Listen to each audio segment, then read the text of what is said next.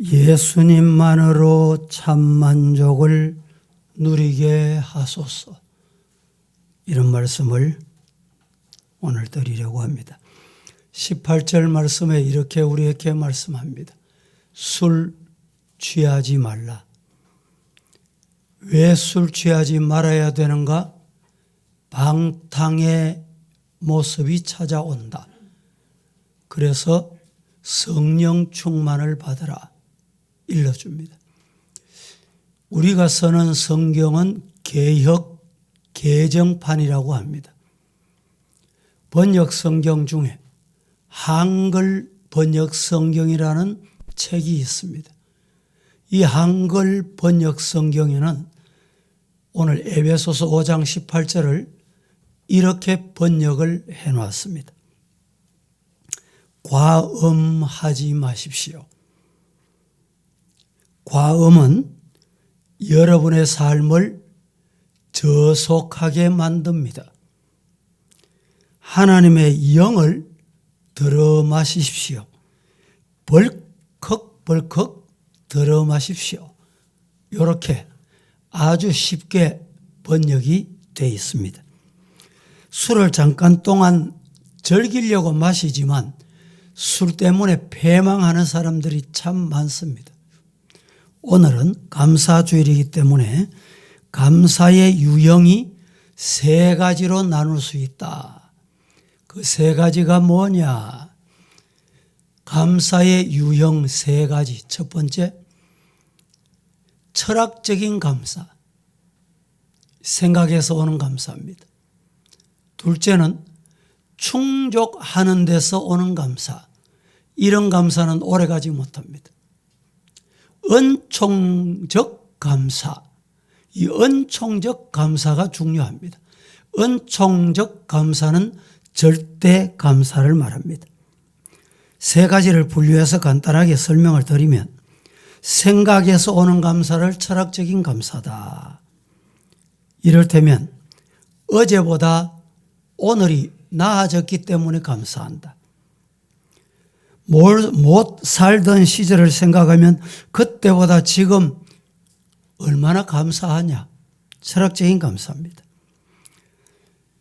어제의 나와 오늘의 나를 생각하면서 감사한다. 이 생각에서 오는 감사. 또한 나보다 더 불쌍한 사람을 생각하고 비교해서 감사하는 것. 우리가 이 세상에서 그늘진 곳을 찾으려면 나무 밑에도 있고 다리 밑에도 있고 지붕 밑에도 있고 사람 옆에도 있고, 그림자를 찾으려면 어디에 가도 그림자 없는 곳이 없습니다. 사방에 그림자가 깔려 있습니다. 반면에 햇볕을 찾으려고 하면 광장에 가도 햇볕이 비치고, 거리에 가도 햇빛이 비치고, 집 밖에 나가도 햇빛이 비치고, 산 밑 아래도 햇빛이 비치고, 햇빛은 어디에서도 발견할 수 있습니다. 그러므로 그늘이라는 불평을 찾아 불평하지 말고 햇빛이라는 감사를 찾아 감사하는 성도가 되기를 예수님 이름으로 축복합니다. 이 철학적인 감사는 이런 거예요. 비교하는 것. 두 번째는 뭡니까? 충족에서 오는 감사가 있습니다. 충족. 배가 고팠습니다. 밥 먹을 시간이 지났습니다. 그런데 식당에 앉았습니다. 밥이 맛있게 나왔습니다. 배불리 먹었습니다. 배불리 먹고 나면 어떻게 생각합니까? 어떻게 말합니까? 배부름에 충족이 찾아옵니다. 그래서 감사하다 이런 말을 합니다. 여러분, 이런 감사는 오래 못 갑니다. 얼마나 갈까요? 한 끼 지나면 끝이에요. 다음 때가 또 돌아옵니다. 다음 때가 또 돌아오면 또 먹어야 돼. 또 배고파. 지금은 배불리 잘 먹었지만 내일이면 다시 배 고프기 때문입니다. 그러므로 성도는 충족이 될 때마다 감사 잊지 말고, 하나님께 감사하고 충족이 되지 않는다고 해서 감사를 잊어버리는 성도가 되지 말아라. 이런 말입니다. 이것도 감사하고 저것도 감사하고 낮에도 감사하고 밤에도 감사하고 민물이 때도 감사하고 썰물 때도 감사하고 이런 감사자가 되기를 축복합니다. 감사의 유형의 마지막은 은총입니다. 은총. 세 번째, 은총적 감사. 오늘 우리 성도들은 이런 감사자가 되기를 축복합니다. 이것이 절대적 감사입니다. 환경이나 소유의 조건에 따라서 감사하는 것이 아니라 내가 하나님의 은혜로 무엇이 됐다는 것과 하나님의 은혜로 하나님과 내가 어떤 관계가 되었다는 것을 아는 데서 오는 감사가 은총적 감사, 이렇게 말할 수 있습니다. 내가 하나님의 은혜로 하나님의 자녀가 됐다. 내 공로로 된 게 아니고 내가 하나님의 나라 천국 시민권을 가졌다. 어떻게 시민권 가졌어요? 천국 시민권을 하나님의 은혜로 주신 거예요. 할렐루야. 이 영원한 감사, 절대적인 감사, 은총의 감사가 저와 여러분의 감사가 되기를 예수님 이름으로 축복합니다. 그러면 우리가 감사를 잘 하려고 하면 어떻게 하면 될까? 감사를 잘 하려고 하면 몇 가지 절대적인 조건이 필요합니다. 감사를 잘하기 위해서 절대적인 조건이 뭐냐? 세 가지입니다. 첫째는 깨달음이 있어야 돼요. 둘째는 겸손해야 돼요. 셋째는 먼저 감사할 줄 알아야 돼요. 깨달음이 있어야 감사가 나옵니다. 겸손해야 감사가 나와요. 먼저 감사하면 하나님이 감사할 거리를 넘치게 주신다. 이게 절대적인 조건입니다. 첫째, 깨달음이 있어야 감사한다. 이 말씀은 여러분, 코로나가 일상과 평범함과 사소함과 당연함이 얼마나 큰 은혜인가. 그전에는 몰랐어요. 그전에는 그런 기도를 안 했어요. 깨닫지 못했단 말이죠. 일상이, 평범함이 기적이었구나. 이것이 깨달음의 감사입니다. 깨닫기 전에는 특별함을 좋아했고 특별한 것만 바랐고 기적만 기다렸는데 일상이 은혜 중에 은혜구나. 오늘 밥 잡수시고 오셨습니까?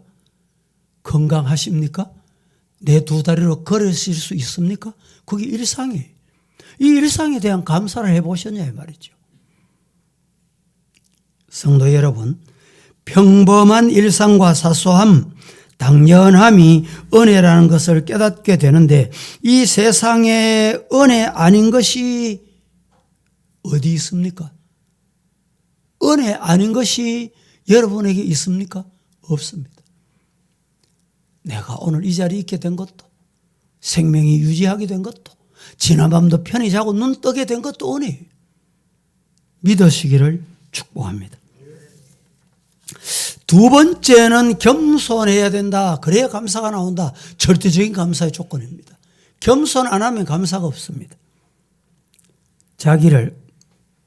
자신을 크게 보는 사람 감사할 줄 모릅니다.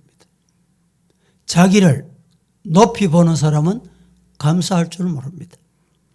자기가 잘난 줄 아는 사람은 어떤 경우도 감사가 없습니다. 교만한 사람은 감사가 보이지 않습니다. 감사는 스스로 작게 여길 때 감사가 나옵니다. 농부는요, 아무나 농사를 못합니다. 요사이 젊은이들 중에 대학도 졸업하고 유학도 갔다 오고 이런데 그 유학 갔다 온 자기 전공과 아무 관계없이 귀농합니다. 귀촌합니다. 귀어합니다. 어부가 된다 이 말이죠. 왜 그러냐? 이런 사람의 인터뷰를 자세히 들어보면 이런 사람이 귀농귀촌하게 된 이유를 자세히 들어보면 진리가 담겨 있어요. 하늘은, 자연은 속이지 않는다는 거예요. 직장 생활하다가 얼마나 속고 사람과 사람 사이에 막 치이고 말이죠. 배신당하고 없는 것도 있다, 있는 것도 없다. 사람 사이에 사는 게 그렇게 힘들구나. 그래서 농촌에 씨 뿌리니까 비료를 주니까 잘 가꾸니까 햇볕 보고 하니까 100배의 열매를 주더라는 거예요. 어제 제가 뉴스 중에 한 나무에서 사과를 따는데 이 사과가 한 나무에서 젖붙인 것도 아닌데 한 나무에서 노란 사과가 나오고 빨간 사과가 나오고 이 청도 영양 이쪽에서 자기 농부도 이 한 나무에서 어찌 이렇게 노란 황금 사과가 나오고 붉은 사과가 나올 수 있냐? 처음에 이해가 안 됐대요. 자기가 그렇게 농사 지으면서 되겠냐는 거예요. 그런데 되는 방법을 알았어. 비료와 자연과 배합을 잘해서 그렇게 하니까 한 나무에서 황금 사과, 붉은 사과 두 가지가 주렁주렁 열려 있더라고요. 여러분, 우리는 농부들의 이 자연은 속이지 않는다. 사람은 속입니다. 돈 얼마 줄게, 일당 얼마 줄게, 월급 얼마 줄게. 그래 놨다가도 내 마음에 안 들면 안 주고, 내 마음에 안 들면 깎고, 내 마음에 안 들면 늦게 주고, 뭐 이런 일이 얼마나 많아요. 그래서 좋은 대기업에 있던 사람이 다 팽개치고 버리고 농촌으로 갔습니다. 농사 지니까 행복하다는 거예요. 왜 행복하냐? 수고한 만큼 열매를 얻는다는 거예요. 농부는 늘 자연 앞에 겸손합니다. 바람 불어도 감사하고. 왜? 바람 불어야 되거든요. 비가 와도 감사해. 비가 와야 돼. 비가 그쳐도 감사하고 햇볕이 나도 감사해. 이게 농부의 심정이에요. 여러분, 일기가 좋아도 감사하셨습니까? 사업이 잘 돼도 감사하고 안 돼도 감사하고 건강해도 감사하고 건강하지 못해도 감사하고 감사해 보셨습니까? 우리는 농부에게 배워야 합니다. 겸손하면 나보다 주님이 보입니다. 주님이 안 보입니까? 교만하기 때문에 안 보여요. 주님보다 내가 높은 데 있기 때문에, 주님보다 내가 크다고 생각하기 때문에 주님이, 예수님이 안 보여요. 교회가 안 보여요. 신앙이 안 보여요. 세 번째, 신앙생활을 잘하는 감사자가 되려면 먼저 감사해야 돼요. 감사거리가 있어서 감사하는 게 아니고 감사거리를 주셨기 때문에 감사 아니고 감사를 먼저 해요. 여러분 감사해 보세요. 시작. 이렇게 해보십시다. 하나님 감사합니다. 시작. 하나님 감사합니다. 왜 감사합니까? 오늘 왜 감사하다고 하셨어요? 먼저 감사하는 거예요. 먼저. 대구의 어느 교회 권사님인데 이 대구에서 아주 식당이 너무 잘 되는 분이에요. 이분이 어느 날 간증을 제가 식당에 가서 식사하다가 들었는데 수입이 뭐 하나님이 주실 줄로 믿고 잘 되게 하실 줄로 믿고 11조를 1억을 선 11조를 드렸대. 1억을 먼저 감사, 이게 감사. 그러고 난 다음에 하나님이 막 부어주시고 막 은혜를 주시고 사람 몰려오게 하고 잘되게 하시더라. 이런 간증을 하시더라고요.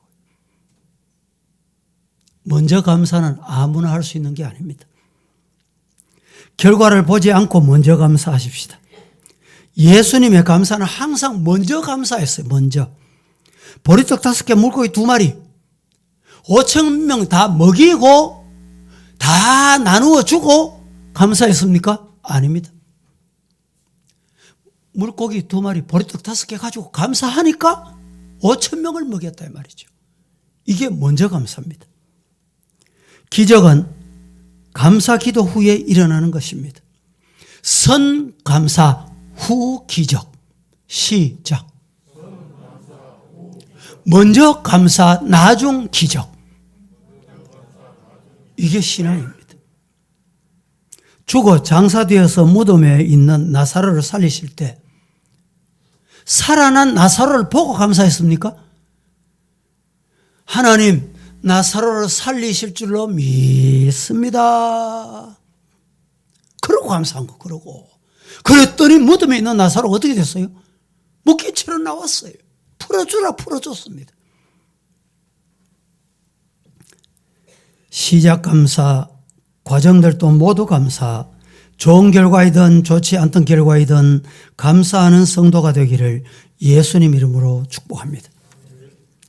오늘 성찬 예식을 해야 되니까 말씀을 마치겠는데, 말씀 마치기 전에 우리가 좋아하는 복음송이 하나 있습니다.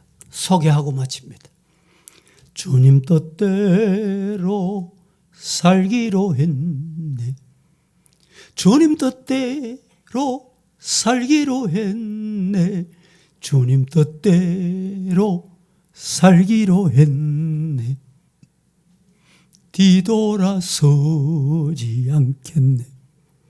오늘 설교 적용해서 제가 불러봅니다. 감사하면서 살기로 했네. 감사하면서 살기로 했네. 감사하면서 살기로 했네. 뒤돌아서지 않겠네. 할렐루야. 거룩하신 하나님, 오늘도 감사주일, 우리 주님이 주신 은혜를 뒤돌아보면 먼저 감사해야 될 건 너무 많습니다. 이 아침에 감사하는 성도들에게 큰 감사의 거리를 허락하여 주옵소서. 예수님의 이름으로 기도합니다. 아멘.